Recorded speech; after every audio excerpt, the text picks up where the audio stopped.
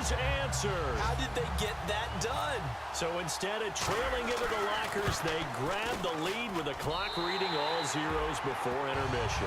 I would love to go into the locker room with them because right now they're riding a nice wave, aren't they? They're feeling good about themselves. But I know the coach is going to be talking to them about calming down, taking it easy. We've got a whole second half, but use the way we finished the first one to start the second. And that'll carry over the back line of the end zone for a touchback. Out come the Ravens now. They'll go on offense first here in this third quarter. They're close game, but they're going to need to do a little bit better probably here in half two, no? I would agree with that totally. I would guess it in the locker room. They talked about cleaning up some of the errors, but overall I think they wanted to be positive with them. Guys, we're right there. Just not playing as well as we need to. Let's pick it up, and we still have a chance to win this game. Yeah, they do. We'll see if they can pick it up. The drive begins with a handoff to West. And he powers his way up past the 30. It's a 6-yard gain on the ground, and that'll make it 2nd and 4. Some runs are blocked so well, you almost forget that someone has to carry the ball to gain the yardage. The leverage by the offensive line to create space up front, really well done. Flacco fakes the give, sets to throw. And Watson has it right side. 15 yards through the air and a first down.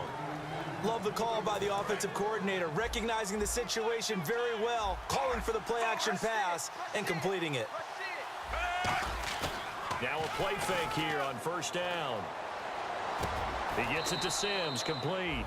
A good pick up there of 20 yards.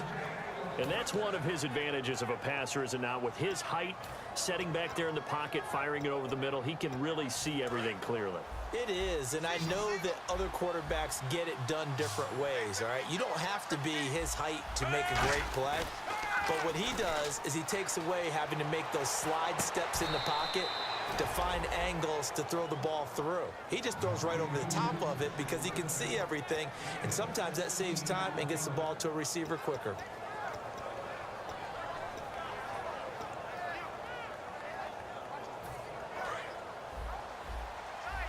Looking to jam the receivers at the line here. Press coverage look defensively. A red zone first down for Flacco. And he's going to be intercepted a third time. A great read, and it's picked off. And a big turnover there as his guys will get the football back.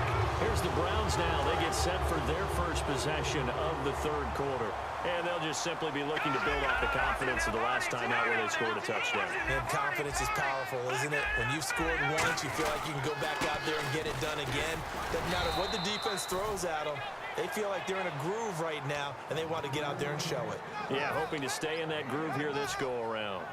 The best defensive linemen, they play with great leverage so they can get low and not get bowled over by offensive linemen. They have excellent hands. They can throw people off on a play. We just saw a great example of a really good run stop by a guy playing the defensive tackle position. And he'll be taken down, but not before he gets into enemy territory. A very nice pickup of 33 yards. Sometimes those lines that are drawn on a grease board or in a playbook, they come to life out on the field, don't they? And we just saw down that outside handoff to the right. That right tackle, he gets excited for that call, doesn't he? He does, because he just wants to dominate his guy and say, listen, I was the point of attack. I took care of business. That's why you're able to get downfield and add all those yards to your total. Yeah, really nice gain there. Give him 11 on the gain there, and that'll be good for a Cleveland first.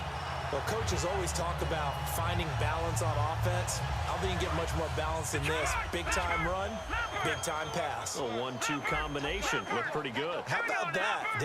Let's see if they can continue to take that kind of a punch, though. They'll run with Crowell. And he'll be brought down, losing yardage back at the 40. That's going to go as a loss of 2, and it'll be 2nd down. The evaluation process in today's NFL does not take into account as much bulk as it does speed, and that's what we're seeing with the linebacker position. Those guys that can run, they can play at any spot because they can make plays on the opposite side of the line of scrimmage. Over! All right, now look at 56. Look at 56. Detroit! Now Kessler on 2nd down. And he almost had it defensively. Could have been a game changer there in this second half. Instead, it's 3rd down.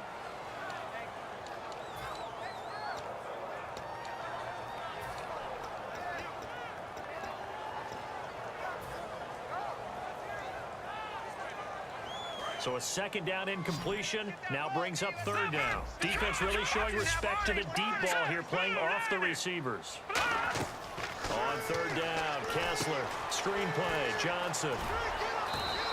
8 yards on the screen there, not enough. And it'll be fourth down. They dialed up the screen pass on third down, and for a second, it looked like it was all going to come together, and they had a chance to pick up a first down, but the defense got there and finished it off. And his kick is absolutely perfect.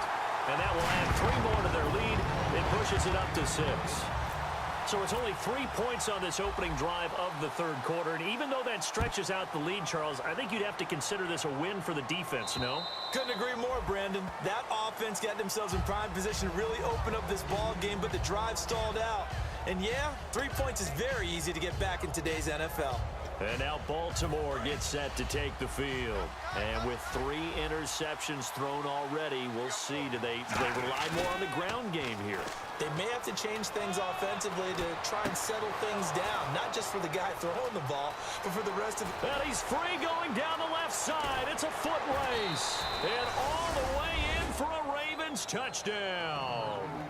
Benjamin Watson with 2 touchdowns on the season, both in this game. And the Ravens can take the lead now if they hit the extra point. And that one puts them on top here in the third.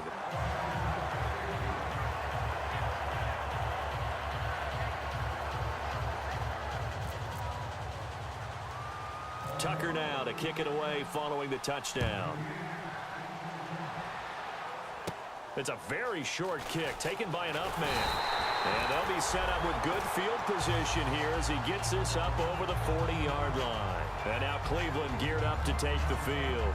And last time able to get 3. It's not what they wanted. They wanted 6, but they got at least something. They mustered something out of the drive. They'll take it. I like the way you've described it. Not ideal, but they'll take it. Anything to put some points on the board. But this time on offense, they don't even want to see the field goal kicker trot on the field. They want that ball in the end zone. Yeah, they'll be going for 6.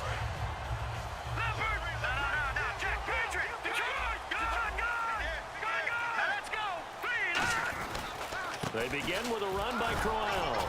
And his rough afternoon continues. He's going nowhere again. Officially no gain on the play, and it's second down.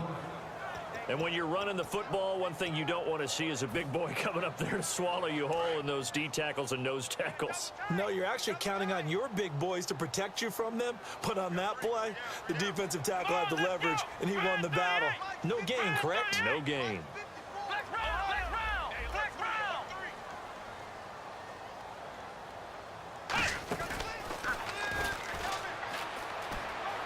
And he's got room. Isaiah Crowell, he's all alone. And